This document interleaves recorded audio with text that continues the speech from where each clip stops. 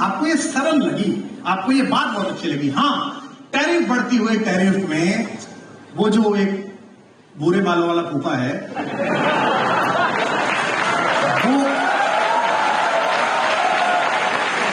वो क्यों चिंतित है, वो क्यों परेशान, उसने हाथ में रखी तो दिन में 3 ट्वीट हमारे प्रधानमंत्री को करता है। बस अब वो यही कहने वाला है कि अगर तुमने मेरी नहीं मानी तो मैं नस काट लूंगा।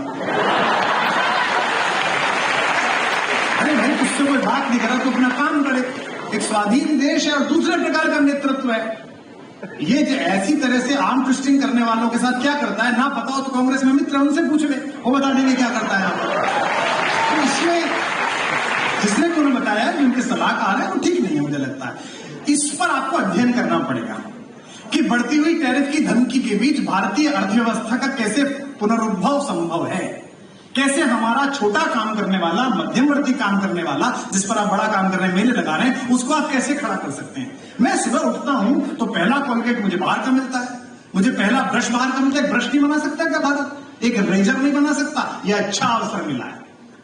मुझे आज भी याद है कि अटल बिहारी वाजपेयी जी ने पोखरण का विस्फोट किया था और इसके दूसरे वाले जो फूफा थे उन्होंने हम पर बैन लगाया था। उसके बाद भी हम जीवित रह गए थे, क्योंकि इनको ये नहीं पता कि हम महाराणा प्रताप की उस वंशवेल के पुष्प हैं जो घास की रोटी खाते थे। 150 करोड़ लोगों का स्वतः स्फूर्त देश है, आत्मस्फूर्ति से दीपित है। इसमें सरकार केवल तटबंध बनाकर इस पानी का नियमन कर दे।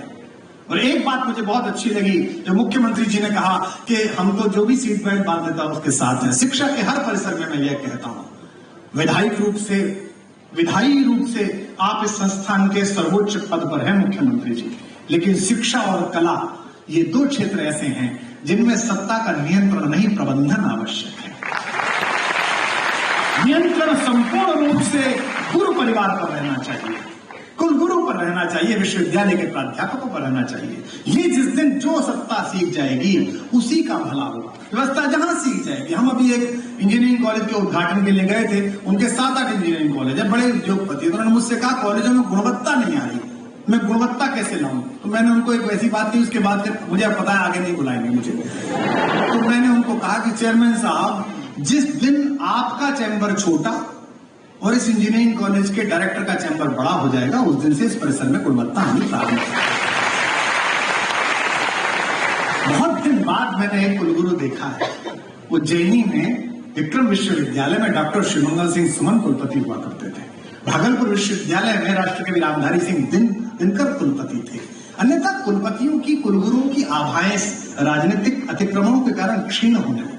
उनके निजी अनुभव, उनकी निजी मेधा, उनकी निजी प्रतिभा से तो आपका यह भी सौभाग्य है कि इस परिसर के प्रारंभिक दर्द समझने वाला एक दर्दमंद हमसफर आपको मिला है कुलपति के रूप में, कुलगुरु के रूप में। आपका यह भी सौभाग्य है कि एक ईमानदार व्यक्ति मिला है, ये भी पता है जो पेड़ जहां लगेगा वहीं लगेगा, जो फर्नीचर जहां रहेगा वहीं रहेगा, जो नियुक्ति होगी वो सही होगी। और आपका यह भी सौभाग्य है कि मुझ जैसा व्यक्ति, जिसे अच्छी सरकारें और अच्छे हमारे मित्र भी 35 से 30 लाख नहीं करवा पाते, वो फिर भी आपके बीच आता रहेगा, ये भी आपका सौभाग्य है। तो मैं कुलगुरु जी आपसे अनुरोध करता हूं कि एक समय देखें, क्योंकि अब तो समय की सीमा है, मुख्यमंत्री जी का समय निश्चित रूप से प्रतिपल व्यस्त है, मैं समझता हूं। ऐसी भी व्यवस्था बनाइए कि कैंपस में जिसको भी बुलाएं, आप हमें भी बुलाएं, किसी को बुलाएं, तो एक दिन 1 घंटे के लिए नहीं, 6-7 दिन के लिए बुलाएं, जो जाकर क्लास पढ़ाई जाए, बच्चों के साथ संवाद किया जाए। क्योंकि आपके मस्तिष्क से, आपके तो इतने संबंध हैं नोएडा में सबसे, और हमारे भी सबसे संबंध हैं, इनके मस्तिष्क से भय जाना चाहिए, ये अपरिचय जाना चाहिए कि ये फला पत्रकार है, ये तो बहुत बड़े हैं। तो आपको पता चलेगा कि जो बड़े हैं वो भी इसी प्रक्रिया से निकले हैं जहां आप खड़े हैं। आपका मार्ग उनसे भी आगे का है, आपकी प्रतिभा और आपकी चेतना उनसे भी विराट है, और सबसे बड़ी बात है आपकी तटस्थता और ईमानदारी उनसे बेहतर तो है ही, इसकी तो कसम खाई जा सकती है। तो आप सब लोगों को अनंत शुभकामनाएं, आयु में बड़े होने के कारण अशेष आशीर्वाद, और जितनी हमारे बच्चे बैठे हैं, जितनी बेटियां बैठी हैं, बेटे बैठे हैं, आप सबका हमारे क्षेत्र के उस जो बड़ा दंगल है समाचार का नोएडा, उसमें स्वागत है। आप सब मिलते रहेंगे और माखनलाल चतुर्वेदी पत्रकारिता विश्वविद्यालय का परिचय आप देंगे तो आपसे एक अतिरिक्त प्रेम मुझे हो जाएगा कि मैं उसी परिसर के विद्यार्थी से बात कर रहा हूं जहां के 17 रंग में यहाँ आया था। राम कथा में संचार जो थोड़ा मैंने कहा है, मैं समझता हूं कि 2 ही पात्रों को केवल आप पढ़िए, एक अंगद को और एक पढ़िए आप हनुमान को, और फिर उनकी शक्ति देखिएगा।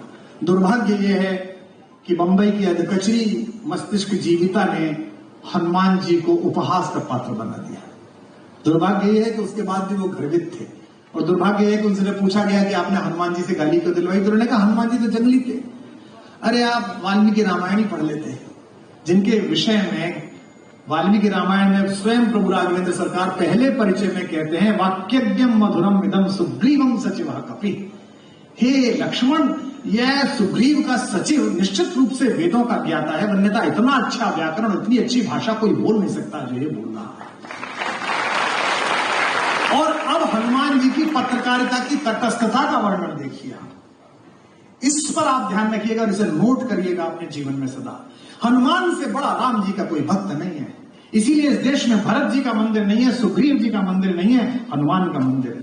मुझसे किसी ने पूछा था कि सुग्रीव का मंदिर क्यों नहीं है, जबकि सहायता तो सुग्रीव ने ज्यादा की थी, हनुमान जी तो उनके प्रधानमंत्री, तो उनका क्यों मंदिर है? सुग्रीव की सहायता ट्रीटी थी, तुम मुझे मेरा राज्य दिला दो, मैं तुम्हें पत्नी दिला दूं। जब आप किसी के साथ ट्रीटी करते हैं, व्यापार करते हैं, तो नुकसान फायदा देखते हैं, आप व्यापार देखते हैं। हनुमान की भक्ति समर्पण है, प्रभु मुझसे कुछ नहीं चाहिए, मैं जो कुछ कर सकता हूं वो आपके लिए समर्पित है, बताइए क्या करना है। इसीलिए हनुमान का मंदिर है। वही हनुमान जब रावण से मिलकर आते हैं, तो रावण से मिलकर आने के बाद जो उन्होंने भगवान के सामने, राघवेंद्र सरकार के सामने रावण का वर्णन किया है, वो पत्रकारिता का सर्वश्रेष्ठ उदाहरण है। शत्रु में भी क्या अच्छाई है इसका वर्णन किया है।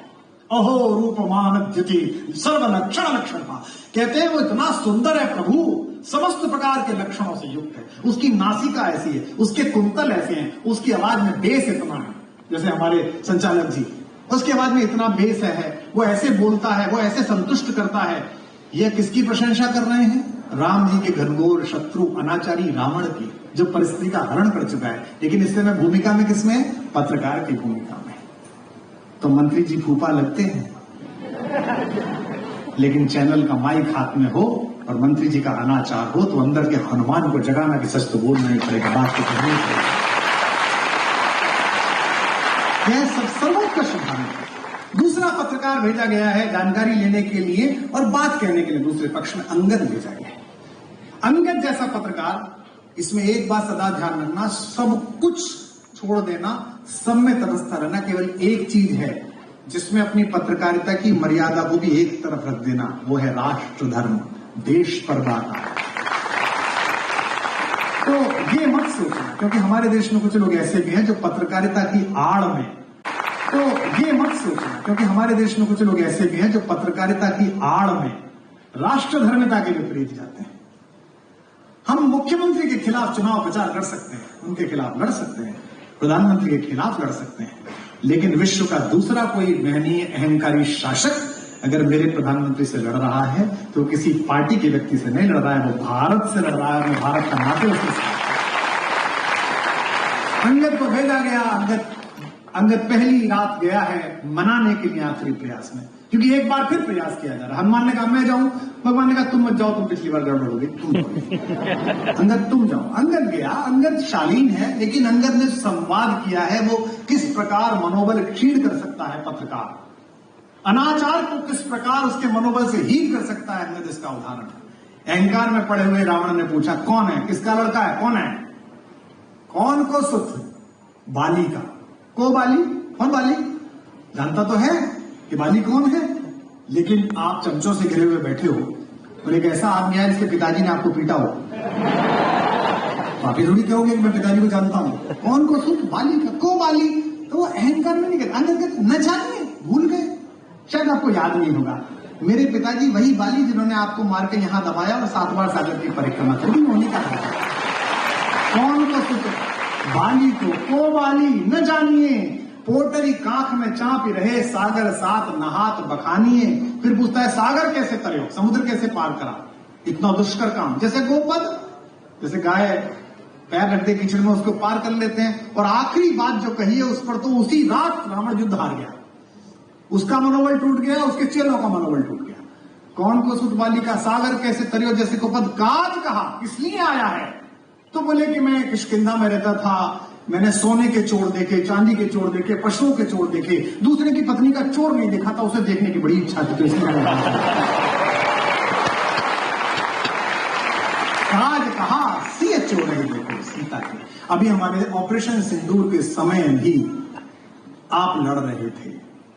मैं जिस बात पर आ रहा हूं, आप भी लड़ रहे थे, सेनाएं लड़ रही थी, देश का नागरिक तटस्थ भाव के साथ देख रहा था, लेकिन पत्रकार लड़ रहा था। क्योंकि आजकल वॉर और पहले से वॉर प्रोपोगंडा में लड़े जाते हैं, विश्व युद्ध में भी लड़े गए हैं। कोई बाप अपने बेटे का नाम दुर्योधन नहीं रखता, कोई बाप अपने बेटे का नाम बुरा शासन दुशासन नहीं रखता, कोई बाप अपनी बेटी का नाम चरित्रहीन नहीं रखता। दुश्शला, उसका नाम सुशीला है, उस दुर्योधन का नाम सुयोधन है, उस दुशासन का नाम सुशासन है। पर चूंकि पांडव विजेता हो गए और इतिहास लेखन सत्ता के जो निकटस्थ लोग होते हैं उनके हाथ में आता है, तो हारे हुए विलेन को दुर्योधन लिखा गया, उसको दुशासन लिखा गया, दुश्शला लिखा गया। तो समय के वेद व्यासो, आपके हाथ में ये निर्णय है कि जब तक इस युग की महाभारत का निर्णय नहीं हो जाता, तब तक आप कौरवों और पांडवों के बीच कृष्ण की तरह खड़े हुए उसी तटस्थ भाव के साथ गीता पढ़िए जैसा उस योगेश्वर ने पढ़ा था, जिसका जन्म मैं आशा करता हूं कि मैंने कोई प्रतिकूल ऐसी बात आपके प्रति ना कही हो। अगर कही हो तो उसे बड़ा समझ करके मैं आपसे आयु में बड़ा हूं, और इस देश में परंपरा है कि ज्ञान, अनुभव और भाषा में क्षीण होने पर भी अगर आप आयु में ज्येष्ठ हैं तो लोग स्नेह पूर्वक सुन लेते हैं। आपने इसी परंपरा का आगे बैठे हुए लोगों ने निर्वाह किया। मैं कुलगुरु को बहुत बहुत शुभकामना देता हूं। हमारे मेधावी मध्य प्रदेश के मनहर मुख्यमंत्री मोहन जी को, जो महाकाल के सेवक हैं, उनको भी बहुत शुभकामना बधाई देता हूं कि एक अच्छे मुखिया की तरह उन्होंने इस परिसर को जो समय दिया और जो आश्वस्ति प्रदान की वो पूर्ण काम हो, और न केवल भारत में बल्कि विश्व में जहां कहीं पत्रकारिता के सर्वोत्कृष्ट चेहरों की बात हो, लेखनी की बात हो, वहां अंत में कर्मवीर के परिसर से निकला हुआ माखन दादा के चमत्कार